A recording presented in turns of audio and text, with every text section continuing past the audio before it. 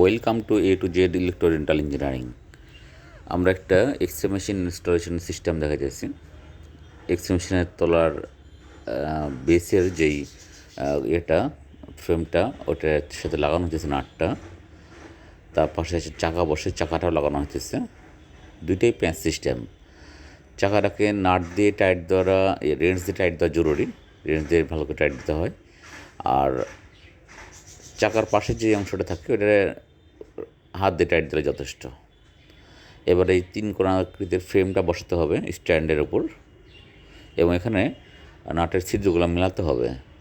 প্রথমে ক্রসলি মেলাতে হবে। আমরা যে এই পাশটার সাথে ওই পাশে নাটটা, দুইটা নাট মেলালাম, এটা ফলো করবে। এখানে দুই পাশে দুইটা নাট ফার্স্টে লাগানো হবে, এটা নাট এটা নাট। হ্যাঁ, এখানে নাট বসাও একটা। নাটটা প্যাকেটের মধ্যে আছে, খোলা হইতেছে। নাটটা সেট করা হচ্ছে, জাস্ট হাত দিয়ে আপাতত সেট করতেছি আমি নিজেই। হ্যাঁ, ওই পাশে আরেকটা নাট আমাদের একজন স্টাফ লাগাইতেছে, জোহা তার নাম, টেকনিশিয়ান সে। আমি বাম হাত দিয়ে লাগাইতেছি, ডান হাত দিয়ে ভিডিও করতেছি, বাম হাত দিয়ে নাট লাগাইতেছি। কথা বলছিলাম Abdul Wahab, A to Z electro dental engineering. এটা এক্সরে টুলের বেস। এক্সরে টুলের বেসটাও এভাবে কীভাবে ছিদ্র মিলায় বসাতে হবে। ছিদ্রটা মিলা নেই, ছিদ্র মিলায় বসাও। হ্যাঁ, এবার মিলছে। ওকে, ছিদ্র দেখে নিতে হবে, তিনটা ছিদ্র মিলল কি না দেখে নিয়ে বসাতে হবে। এই নাটগুলো অবশ্যই ভালোভাবে এলকি দিয়ে টাইট দিতে হবে। আমরা জাস্ট হালকাভাবে টাইট দিয়েছি। মেশিনে আমরা চেকিং করব, চেকিং করে পুনরায় আবার চেকিং কমপ্লিট হয়ে গেলে পরে ফুল যদি দেখি যে ওকে আছে, তাহলে এটা পুনরায় প্যাকিং করে কাস্টমারের কাছে পাঠিয়ে দেবো কুরিয়ার সার্ভিসের মাধ্যমে। এই জন্য আমরা খুব জোরে টাইট দিতেছি না, জাস্ট চেকিংয়ের উদ্দেশ্যে সামান্য একটু করতেছি, সামান্য টাইট দিয়ে সেটিং করতেছি। ডক্টরের হাইড্রোলিক জ্যাকটা বসায় দেওয়া হলো এর মধ্যে। এবার মেন স্ট্যান্ডটা বসাতে হবে। আচ্ছা, এটা হলো বেস, এটা টুলের বেস। জাস্ট চাপ দিয়ে ছেড়ে দিলেই বসে যাবে। এটা হাইড্রোলিক সিস্টেমে আপ অ্যান্ড ডাউন করে, এখানে কোনো নাট বল্টু লাগে না, জাস্ট ওপর বসাতে চাপ দিলেই ওটা অটো লক হয়ে যায়। আর স্ট্যান্ডটা যা বসানো হচ্ছে, এটা মেন স্ট্যান্ড। এই স্ট্যান্ডটাই নিয়ে ওখানে চারটে যে ছিদ্র আছে, ওই চারটে ছিদ্র অবশ্যই মিলাতে হবে, মিলা বসাতে হবে। এই টোটাল সিস্টেমগুলোর নাটগুলো সব একই সাইজের, এই জন্য যে কোনো জায়গার নাটটা যে কোনো জায়গায় কাজে লাগানো যাবে, এটা নিয়ে কোনো অসুবিধা নেই। সব নাট সবখানে কাজে লাগবে। এইভাবে নাটগুলো বসানো হচ্ছে। উপরে একজন ধরে থাকলে ভালো হয়, স্ট্যান্ডের উপরে এক সাইডে একজন ধরা থাকলে ভালো হয়। আর চারটে ছিদ্র মিলাই নাটটা লাগানো হচ্ছে। একটা নাট আংশিক বসানো হলো, আরেকটা নাট বসানো হচ্ছে ওই পাশে। হ্যাঁ, নাটগুলো লাগানো হয়ে গেছে। এবার এখানে গদি লাগাতে হবে। এখানে গদি লাগানোর জন্য যে খাঁজ আছে, আর এই অংশটা কাটার জন্য, এই অংশটা অত্যন্ত গুরুত্বপূর্ণ না, কিন্তু জাস্ট দেখতে খারাপ লাগে এই জন্য একটা কভার আছে এখানে। এই কভারটা এখানে বসাই দিতে হবে। বসাইতে জাস্ট চাপ দিলেই বসে যাবে, কোনো নাট বল্টু করতে হবে না। জাস্ট ওখানে খাঁজের মতো বসায়, ছিদ্রের সাথে ছিদ্র মিলায় নিচের দিকে প্রেস করলেই বসে যাবে। আর এই নাটগুলো দেখতে খারাপ লাগে এই জন্য নাটের কভার আছে একটা, ছোটো ছোটো কভার। একটা কভার বসাইছি আমি, দেখেন আরেকটা কভার বসাইতেছি। জাস্ট ওখানে চাপ দিলেই বসে যাবে, হালকা নখ দিয়ে টিপ দিলেই বসে যাবে। এইভাবে প্রত্যেকটা নাটের কভার আছে, ভিতরে এলকিও দেওয়া আছে প্যাকেটের মধ্যে। অর্থাৎ এক্সপ্রেশন সেটিংয়ের জন্য আপনার অন্য কোনো কিছু কিনতে হবে না, বা কোনো যন্ত্রপাতি লাগবে না। যা যন্ত্রপাতি লাগে সব মেশিনের মধ্যে দেওয়া আছে। আর এই টুলটা, গদিটা সেট করা হবে, দেখেন কীভাবে সেট করা হয়। এখানকার ছিদ্রটা দেখেন প্রায় একটু আনকমন টাইপের ছিদ্র, খাঁজ কাটা আছে। এই খাঁজের সাথে গদির খাঁজটা মেলাতে হবে, মিলায় চাপ দিতে হবে। হেভি জোরে চাপ দিয়ে, পিছন থেকে চাপ দিয়ে, আবার পিছনে চাপ দেওয়া অবস্থায় আবার নিচে ডাউন করতে হবে, সেটা খেয়াল রাখবেন। পিছন থেকে চাপ দিচ্ছি, কিন্তু আমি নিজে চাপ দিচ্ছি ডান হাত দিয়ে, অনেক জোরে চাপ দিয়ে আবার নিচের দিকে চাপ দিতেছি, এর নিচে দিকে চাপ দিতেছি। পিছন দিকে চাপ দিয়ে ধরে থাকা অবস্থায় নিচে দিকে চাপ দিতে হবে। আবার বলতেছি, পিছন দিকে চাপ দিয়ে ধরে থাকা অবস্থায় নিচে চাপ দিতে হবে। এবার স্ট্যান্ডটা সেট করতেছি, স্ট্যান্ডের তারটা ঢুকা নিলাম। এখানে একটা কভার আছে, কভারটা ছেলেটা দিয়ে ভুলে গেল ধরুন। কভারটা দিলে না?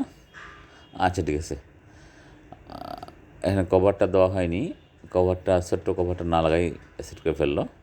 ওকে, করুক, সমস্যা নেই, আমরা তো খুলে পুনরায় আবার প্যাকিং করবোই। আচ্ছা, ওই তারটা, যে তারটা ঢুকানো হলো, এই তারটা এখান দিয়ে বাইর হবে, তারটা বাইর করা হলো। আর এর ভিতরে কিন্তু আরও একটা তার আছে, যে তারটা বাইর করা হলো এখন, ওই তারটা উপর থেকে আসছে। আর যেটা এখন বাইর করার চেষ্টা করতেছে জোহা, শক্তি লাগবে, জোহা টান দো জোরে করে। আচ্ছা, ওই তারটা নিচ থেকে আসছে, যেটা এখন বাইর করা হচ্ছে, এটা বাইর করা হয়েছেই, তুমি সরতে পারবে না। হ্যাঁ ওকে, এই যে বাইর করলাম আমি। হ্যাঁ, এই তারটা আসছে কিন্তু নিচ থেকে, এটা মেন লাইনের তার।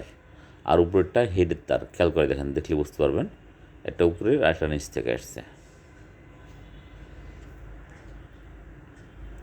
এটা কন্ট্রোল বক্স, এক্সরে মেশিনটার কন্ট্রোল বক্স। এটা কন্ট্রোল বক্সগুলোর দূরে তারের সাথে মেশিনের দূরে তার জয়েন করতে হবে।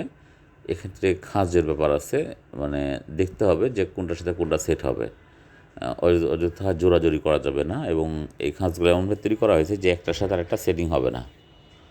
যেখানকারটা অবশ্যই সেখানে খাঁজ মতোই সেটিং করতে হবে, বিকল্প কিছু করা যাবে না, বা জোরাজোরি করা যাবে না। পয়েন্ট টু পয়েন্ট মিলিয়ে চাপ দিলেই সেটিং হয়ে যাবে। একটার সাথে আরেকটা রংলি সেট হবে না। কিন্তু সেট না হলে সেক্ষেত্রে জোর করে সেটিং করতে পারবেন না, বা সেটিং করা যাবে না, তাহলে কিন্তু ভেঙে যাবে বা প্রবলেম হবে। হ্যাঁ, এখানে চাপ দিলেই সেট হয়ে যাবে। চাপ দেওয়া হলো, সেটিং করা হলো অলরেডি একটা, আরেকটাও সেটিং হয়ে যাবে চাপ দিলেই। এই যে খাঁজ মিলিয়ে সেট করা হলো, লক হয়ে যাবে। আচ্ছা, হ্যাঁ, দুইটাই মিলে গেছে পারফেক্টলি। আচ্ছা, এবার রয়েছে আর্থিংয়ের তারটা। আর্থিংয়ের তারটা উপরে এখানে বসাতে হবে এই নাটের সাথে। এই নাটটা একটা স্টার স্ক্রুড্রাইভার দিয়ে খুলতে হবে। খুলে তো স্টার দাও একটা। আমাদের address plot 20, road 2, Senpara, Mirpur 10, Dhaka. Mirpur 10 নম্বর গোলচক্কর নেমে আমাদেরকে ফোন দিলেই আমরা আপনাদেরকে রিসিভ করে নিতে পারবো। আর্থিংয়ের তারটা জয়েন্ট করা হইতেছে।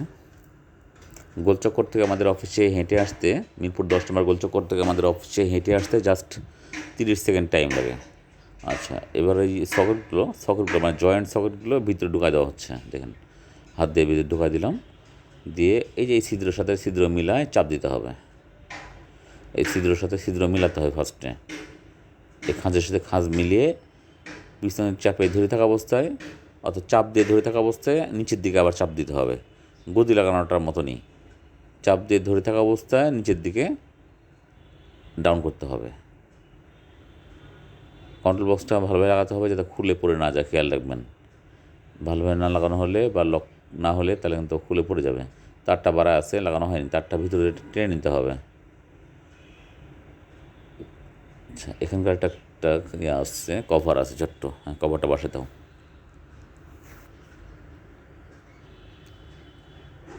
এর মধ্যে এবার এই এক্সরের হেডটা আছে, হেডটা খুব সতর্কতার সাথে হ্যান্ডেল করতে হয়। হেডটা হাত থেকে ফসকে পড়ে গেলে কিন্তু সব শেষ। হেডের ভিতরে কাঁচ আছে, তারপর ওয়েল আছে, এই সমস্ত কিছু একবার বাস্ট হয়ে যাবে। হেডটা হাতে পড়ে গেলে পরেই সব শেষ। এটা আর্মের একটা হেডের একটা প্লাস্টিক, এটা কভার, এটা পরে লাগালেও সমস্যা নেই, রেখে দিলাম এখানে, পরে লাগাবো। ফার্স্টে হেডটা আমরা লাগাই দিচ্ছি। দেখেন, হেডটা লাগানো অত্যন্ত গুরুত্বপূর্ণ, খেয়াল করে দেখেন কেমনে লাগানো হচ্ছে। ফার্স্টে হেডের ইলেকট্রিক জয়েন্টটা দেওয়া হবে, আর আমি উপর দিকে হাত দিয়ে উঠায় নিলাম এই কভারগুলো হাত দিয়ে উপরে উঠায় নিলাম। আর এক্সরে হেডে এই জিনিস দেখেন হাত দিয়ে বের করলাম, এটা একটা জয়েন্টের মেন সিস্টেম, ওইটা হাতে নিয়ে নিলাম আমি, ইউ আকৃতির একটা মেটাল। আর এবার কারেন্টের লাইনটা জয়েন্ট করা হচ্ছে ফার্স্টে। এখানে নাট বোল্ট সিস্টেম আছে, এখানে নির্দিষ্ট খাঁজ মতো মিললে গান ওইটা সেট হবে। আর হেড সেট করার সময় দেখেন একটা ছেলে উপর থেকে চাপ দিয়ে নিচে ধরে আছে, আর্মটাকে নিচে দিয়ে চাপ দিয়ে ধরে রাখছে একজন, আর হেডটা ধরে রয়েছে, জোহা ধরে রয়েছে, আর আমি এক হাত দিয়ে ওদের সাথে কাজ করতেছি আর এক হাত দিয়ে ভিডিও করতেছি। আচ্ছা, এটা না সেট হয়নি, আর একটু চাপ দাও, নিচে থেকে আরও চাপ দাও, নিচের থেকে উপরের দিকে আরও চাপ দাও, তবে সেট হবে। হয় নাই শাকিব খান, তুমি উপর থেকে আরও নিচে চাপ দেন। হ্যাঁ, ওকে, এবার সেট হলো। সেট হওয়ার পর উপরে প্লাস্টিক কভারটা নিচে না ডাউন করে দিলাম। আর এবার এখানকার ওই কভারটা যেটা পড়ে গেছিলো তখন, এটা এখন সেট করে দিলাম, ব্যাস সেট হয়ে গেল, হেড সেট হয়ে গেল। এবার হেডের সামনের একটা নল আছে, এই নলটা সেট করতে হবে। এই যে নলটাও সেট করা হয়ে গেল, নলটাও সেট করা হয়ে গেল। কথা বলছিলাম আমি Abdul Wahab, A to Z electro dental engineering, plot 20, road 2, Senpara, Mirpur 10, Dhaka. আমাদের কাছে ডেন্টালের সকল ইনস্ট্রুমেন্ট ম্যাটেরিয়ালস সব পাওয়া যায়। কুরিয়ারের মাধ্যমেও আমরা সকল ইনস্ট্রুমেন্ট ম্যাটেরিয়ালস পাঠিয়ে থাকি। আর ডেন্টালের অনেক ধরনের এক্সরে আমাদের কাছে আছে, প্রায় সকল ধরনের এক্সরে আমাদের কাছে আছে। এটা এক্সরে রিমোট, এই রিমোটের মাধ্যমে অনেক দূর থেকে স্পষ্ট করা যায়। রিমোটে চাপ দিলাম, কিন্তু এখানে লাইট জ্বললো না, খেয়াল রাখেন, তার মানে এর মধ্যে ব্যাটারি নেই। আর এই এক্সরেটা আমরা যেহেতু এয়ারে নেটছিলাম, এক্সরেটা আমি এয়ারের মাধ্যমে নেটছিলাম, অর্থাৎ জাহাজ আনতে গেলে অনেক টাইম লাগতেছিলো, তাই এয়ারে নেটছিলাম। এই জন্য এয়ারে কোনো ব্যাটারি ক্যারি করে না, তাই ব্যাটারি ছাড়াই ব্যাটারিটা খুলে নিয়ে অবশ্য পাঠিয়েছে। চাইনিজ যে প্যাকিং করেছে সে ব্যাটারিটা খুলে ফেলে দিয়ে রিমোট পাঠিয়েছে। কিন্তু আমার কাছে এই ব্যাটারি আবার একটু ছোটো সাইজ এবং আনকমন টাইপের। এটা সাধারণত ঘড়ির দোকানগুলোতে কিনতে পাওয়া যাবে, এটা যে কোনো সাধারণ দোকানে কিনতে পাওয়া যায় না। এই জন্য এই ব্যাটারিটা আমার কাছে এক্সট্রা আছেই, আমি একটু পরে সেট করে দেখাবো। আচ্ছা, এখন এখানে কন্ট্রোল বক্সটার পাশে সেট করা হচ্ছে এটার অপারেটিং সুইচ। অপারেটিং সুইচ সেটিংয়ের জন্য স্ট্যান্ডটাকে সেটিং করতে হবে। অপারেটিং সুইচের তারটা নিচে সেটিং করতে হয়। হ্যাঁ, অপারেটিং সুইচের কর্ড, এটা এই কর্ডটা নির্দিষ্ট খাঁজ মিলাতে হয়। এই কর্ডের সাথে খাঁজ আছে, দেখেন, এই যে মেটালিক খাঁজ দেখা যাচ্ছে। এবার আমার ক্যামেরাটা আসলে খুব ভালো কোয়ালিটি না, এই জন্য আন্তরিকভাবে দুঃখিত যে কষ্ট করে ভিডিওটা দেখতেছেন। এই খাঁজ মিলাতে হবে, মেশিনের সাথে একটা খাঁজ আছে, ওই খাঁজের সাথে এই খাঁজ ডাউন খাঁজটা মিলাতে হবে, মিলিয়ে উপরে দিকে চাপ দিতে হবে, তবে এটা সেট হবে। এই যে খাঁজের সাথে খাঁজ না মিললে সেটিং হবে না। চাপ দিলে পরে ভিতরে পিনগুলো বেঁকে যাবে। খাঁজের সাথে খাঁজ না মিলায় যদি চাপ দেন, অতিরিক্ত প্রেশার দেন, তাহলে পিনগুলো মিলে যাবে। পিনগুলো না মিলিয়ে যদি চাপ দেন, তাহলে পিনগুলো বেঁকে যাবে, কিন্তু সেটিং হবে না। আর নিচে কন্ট্রোল মেন লাইনটা দেওয়া হলো, নিচে মেন লাইনটা দেওয়া হলো, আর এটা এক্সরের মেন পয়েন্ট, মেন লাইনটা 220 ভোল্টের মেন পয়েন্ট। আর এই যে ব্যাটারিটা আমি হাতে নিয়েছি রিমোটের। এবার দেখেন, এক হাত দিয়ে বাম হাত দিয়েই ব্যাটারি লাগাইতেছি। ব্যাটারির এটার পজিটিভ নেগেটিভ চেনা মুশকিল, পিছনের অংশটা কালো কালো দেখে বুঝে নিতে হবে এটা নেগেটিভ। বাম হাত দিয়ে আবার লাগিয়ে ফেলাম ফুল ব্যাটারি, এটা রিমোটটা ব্যাটারি। এবার চাপ দিলে লাইট জ্বলার কথা, এখানে লাইট জ্বলার কথা, দেখি চাপ দিই জ্বলে কি না। হ্যাঁ, জ্বলছে লাইট, লাল লাইট, তার মানে রিমোট এখন কাজ করতেছে।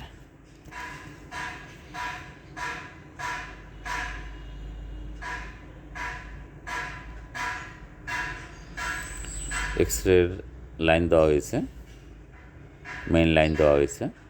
এবার একটা বিষয় খেয়াল করেন, অপারেটিং সিস্টেমটা এখন বর্তমানে বেবি মোডে আছে। উপরেরটা অ্যাডাল্ট মোড, অ্যাডাল্ট পার্সনেরটা উপরের জন্য।